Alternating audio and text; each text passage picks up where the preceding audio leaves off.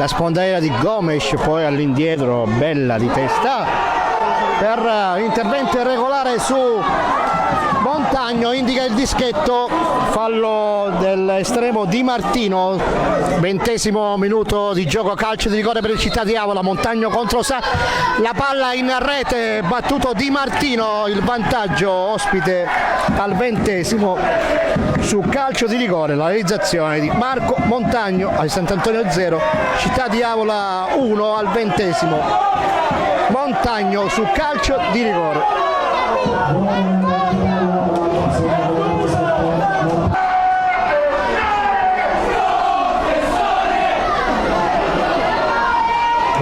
Attenzione, posizione regolare, tutto buono. Gomes per Montagno, il raddoppio del Città di Avola.